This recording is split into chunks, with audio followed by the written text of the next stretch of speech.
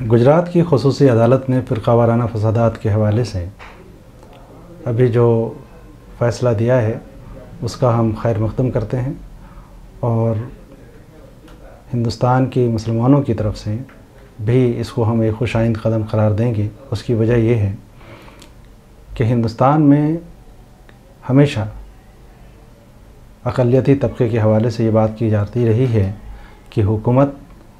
तअस्सुब की निगाह से देखती है। ख़ास तौर पर फ़िरक़ा वाराना फ़सादात जो पूरे हिंदुस्तान के मुख्तलिफ़ सूबों में हुए हैं, वहाँ आज तक कोई मुनासिब कार्रवाई नहीं हो सकी।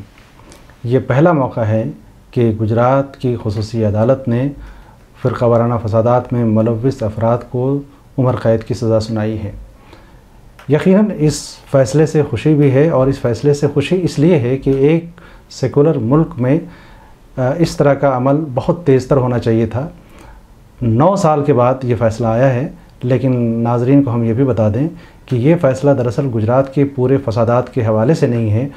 28 फरवरी 2002 में सरदारपुरा में जो वाक़या रूनुमा हुआ था, जहाँ एक घर में मौजूद कई बच्चे, कई औरतें, उनको ज़िंदा जला दिया गया था और कई घरों को तहस नहस कर दिया गया था। उसके हवाले से तकरीबन 72 और 75 मुलज़िमीन को मुक़य्यद किया गया था और उन्हें उनके ख़िलाफ़ मुकदमा चल रहा था। उनमें से सिर्फ 31 के ख़िलाफ़ सबूत मिल सके, जिसकी वजह से उन्हें उम्र क़ैद की सज़ा दी गई। बाकी 42 अफराद को रिहा कर दिया गया चूँकि उनके ख़िलाफ़ जो है वो सबूत पूरे तौर पर मुहैया नहीं हो सके। यकीनन यहाँ एक सवालिया निशान उठता है कि SIT की तरफ से हुकूमत हिंद की जो सबसे अदालत आलिया है, सुप्रीम कोर्ट की निगरानी में SIT का तयन हुआ था, तक़र्रुर हुआ था और उनके अरकान ने इसकी तफ्तीश की थी। ज़ाहिर है कि अगर सूबाई सतह पे इसको भरपूर ताउन मिला होता तो यकीनन ये 42 अफराद भी जो इस गुनाह में मुलव्विस थे, सिर्फ शक की बुनियाद पे उन्हें रिहा किया गया है, वो भी आज सलाखों के पीछे होते। लेकिन कम से कम हिंदुस्तान की तारीख़ में एक मिसाल तो कायम हुई है इस अदालत आलिया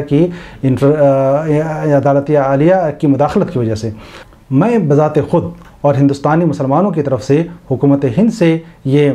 पूछना चाहता हूँ कि आज तक पिछले 60-65 वर्षों में फ़िरक़ा वाराना फ़सादात की एक पूरी सीरीज़ है,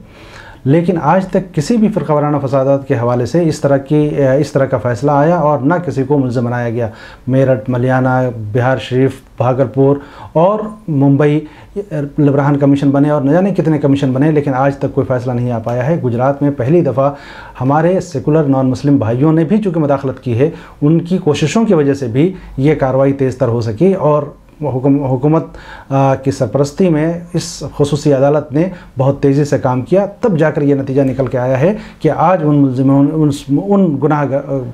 गुनाह में मुलव्विस अफराद को सज़ा दी गई है। मैं इस फ़ैसले के हवाले से एक बात और कहना चाहता हूँ कि क्या इसी को मिसाल बना करके हिंदुस्तान के दीगर सूबों में जो फ़िरक़ा वाराना फ़सादात हुए हैं उनके हवाले से क्या हुकूमत हिंद कोई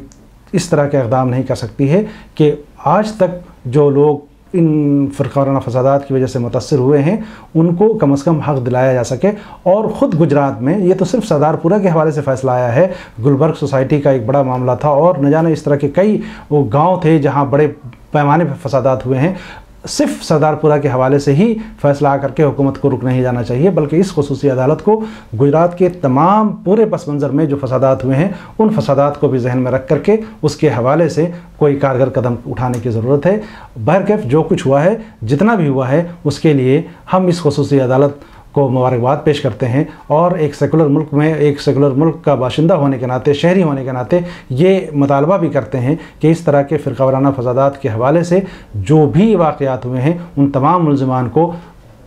सज़ा मिलनी चाहिए और इसी तरह की मुनासिब कार्रवाई भी होनी चाहिए।